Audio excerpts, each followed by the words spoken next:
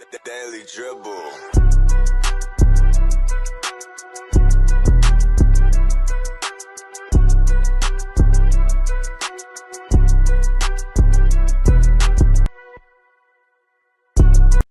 And welcome back to the Daily Dribble podcast, guys. As always, I'm your host, Nick Zammit, here back with our NBL focus show for another week. And what a ripping week it's been. It has been non-stop action just in regards to the play-in tournament kicking off and playoff basketball officially kicking off yesterday with the Breakers and JackJumpers matchup. A lot to get into today. We're not going to worry with odds and ends. We're not going to worry with anything else. It's purely going to be focused on all these playing results thus far, speaking to them a little bit more, how these games went down and what the future holds for the upcoming semi-final series. Before we get into that though, guys, a big shout out to both Stadium Scene and The Cover, two tremendous networks doing tremendous things for not only us, but other content creators out there. So very, very appreciative, as I say, week in and week out of all their continued support in showcasing our good work. Rightio, let's get into it. Straight into the playing results. Kickstarting with the game that took place the other night, Southeast Melbourne Phoenix versus the Perth Wildcats. This was the do or die playing game. There's no second chances in this one. Perth getting up 106-99. Really a phenomenal effort on their behalf. The Phoenix held ascendancy for the vast majority of the game. They held even an 11-point lead heading into the fourth quarter, and it kind of looked as if it could just about be curtains on the Wildcat season. A big part of this through those first couple of quarters was due to the discrepancy in the offensive boards. Alan Williams certainly leading that as he's done for a big portion of this season. He finished with 16 points, 17 rebounds and 3 steals, 6 of those boards being offensive. Just speaks volumes to what a presence he is, and great to see during the week that the Phoenix re-signed him as well. Hopefully going one step further next season. And to be fair in this game, the superstar that is Bryce Cotton, he struggled for the most part of this game. Yet the fourth quarter, it's pretty much the equivalent in the NBA of Damian Lillard, Dame time. It was Cotton time. He was just phenomenal in this. The Wildcats outscored the Phoenix 41-23 in the fourth quarter. Cotton and Travers showing up big in the clutch. Cotton finishing the game with 26 points, 8 rebounds, 4 assists, 4 steals on 4 of 8 shooting from 3. And just going bananas. As I said, in that fourth quarter, it was threes, it was 4-point plays. Finished the quarter with 18 points, and it was pretty much solely the reason as to why they won this game. As I said, down 11 going into the last quarter, it really took a superhuman effort, should I say, for them to get over the line in this one and thus book their ticket in the next stage. For the Phoenix, disappointing for them. We'll do a review of their season and all the other teams in the coming weeks. They'll be certainly disappointed as to how they bowed out, especially with the team they had at their disposal. And for how they looked throughout parts of this season, they looked like genuine contenders.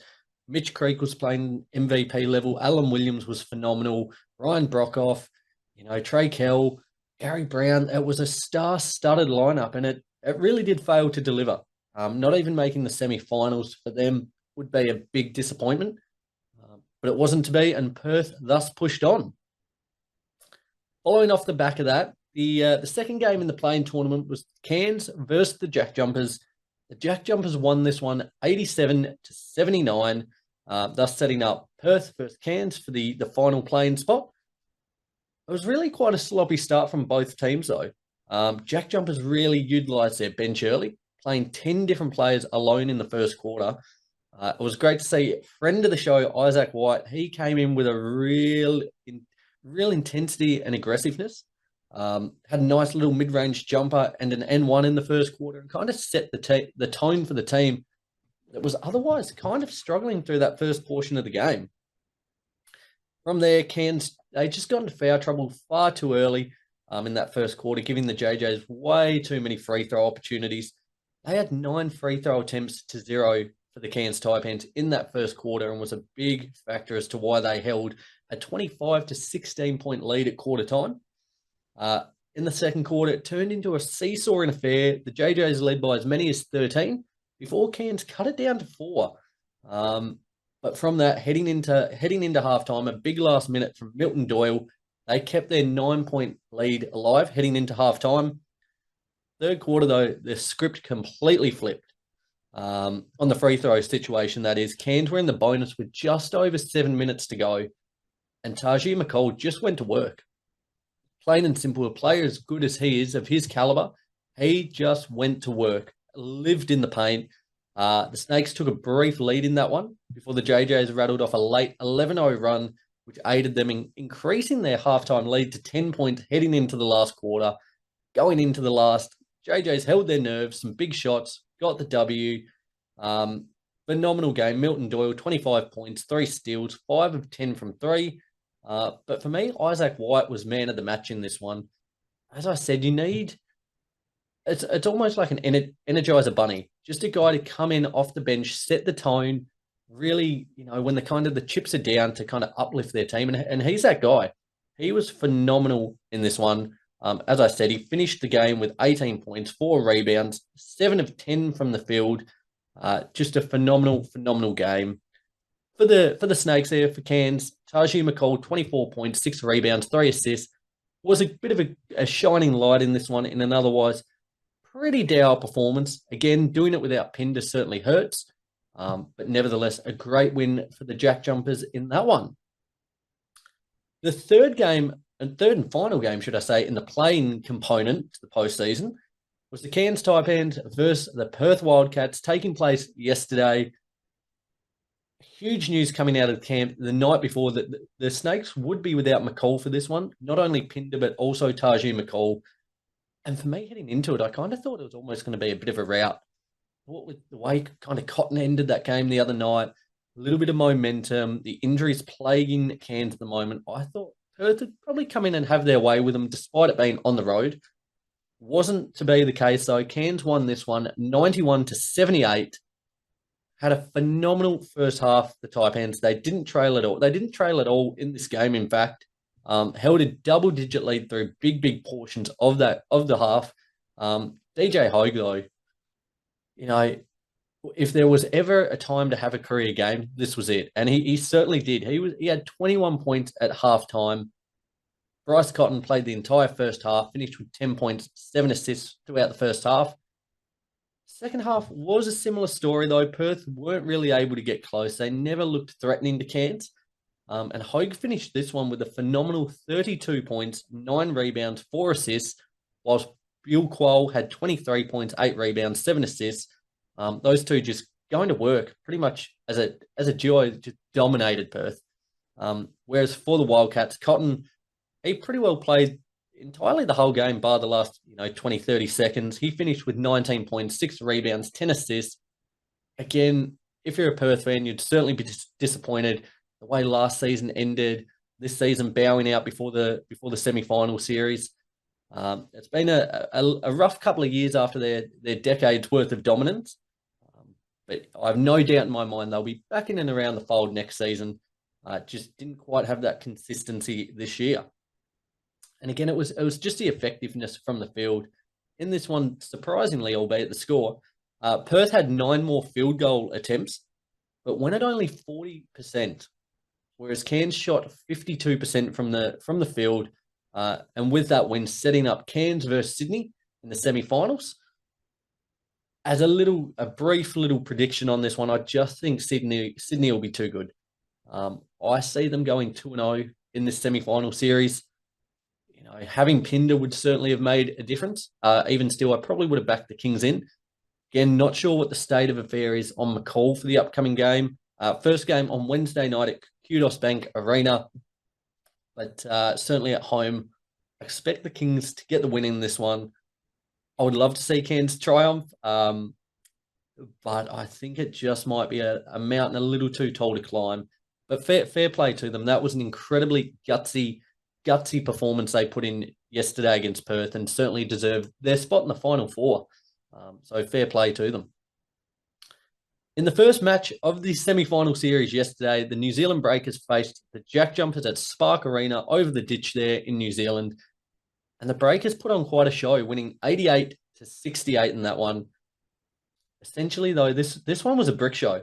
It was a brick show. Hard to believe again in this one, despite losing by 20, the JackJumpers had more field goal attempts, but were just super inefficient. I think they were +5 in the field goal attempts.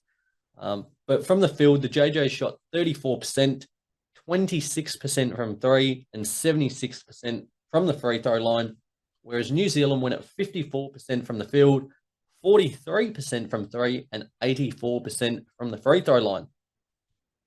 That pretty much says it. That was the game. The JackJumpers just couldn't make shots. Everything on the offensive end looked really stagnant and hard to get. And whereas New Zealand just had far too many open threes, it was just, blokes were waiting for the bus to come. They had that much time to set, shoot, and it was just money every time. New Zealand held a pretty commanding lead throughout the first half. The JackJumpers were able to storm back, though, in the back half of the second quarter, really off the back of free throws, and were able to pull within 2 at halftime, and it looked as if momentum might be starting to shift. There might be a bit of a glimmer of hope, but that was dashed pretty quickly. You could not have written up a worse start for the third quarter. They were down 2. They had the ball. Starting the quarter, Sean McDonald turnover into a Ray and Rupert and one play, stretching the lead to 5 there. Coming down the other end, Will Magnay turnover into an Abercrombie 2-pointer, stretching the lead. It went from 2 points to 7 points in all of a matter of 38 seconds. From there, again, another bucket stretched out to 9 points before the JackJumpers were able to get on the scoreboard. But it really, that little run there, that 38-second patch, just halted any and all momentum. Really ballooned out in the fourth quarter. William McDowell-White, though, was the star, 13 points, 6 rebounds, 7 assists. Whereas for the JackJumpers, no one really stood out. It was quite a disappointing overall display. A lot of things will need to be tweaked going into game 2. First and foremost, getting blokes just to score, be aggressive, be, wanting to score, similar to how Isaac White was the other night against Cairns. As I said, they just looked stagnant and out of ideas. Again, that's partly a testament to the Breakers defense. But game 2, Thursday night, My State Bank Arena. For me, Milton Doyle has to step up. We saw last season in our postseason campaign, Josh Adams really put the team on his back. He was not going to die wondering. And I think Milton's kind of got to play a similar game to that. We need a guy who's going to be prepared to put up 25 points a game, especially with Majed out. He needs to be the guy. I'm backing us in. I think we take game 2, send it to a pivotal game 3. But yeah, things have certainly, I think they'll do a lot of soul searching over the coming days. I still think this has all the makings of a tremendous series. I'm still backing us in to take it game 3 and then winning from there, thus setting up a Sydney JackJumpers rematch in the grand final. That would be the ideal scenario, us to get the wood over them this time around. But as it stands, 4 teams remain: the New Zealand Breakers, the Tassie JackJumpers, then in the other semi-final, the Cairns Taipans and the Sydney Kings. Guys, I'd love to hear from you who you think will win these matchups. As I said, game 1 for the Cairns-Sydney series taking place Wednesday night at Kudos Bank Arena. Game 2 for the Breakers and JackJumpers series takes place Thursday night at My State Bank Arena. I'm praying, by the grace of God, by some miracle, some tickets might be able to fall in my lap. If not, though, I will be sure to keep you guys up to date with all the news, all the results. It's certainly going to be a massive week of basketball, guys. I'm buzzing. I'm not disheartened at all after the loss yesterday. It just makes our underdog story all that more compelling. So be sure to keep up to date, guys, with all of our socials: Instagram, Facebook, YouTube, Twitter, TikTok, for all the latest news. As well as tuning in, we'll be running another NBA show this week.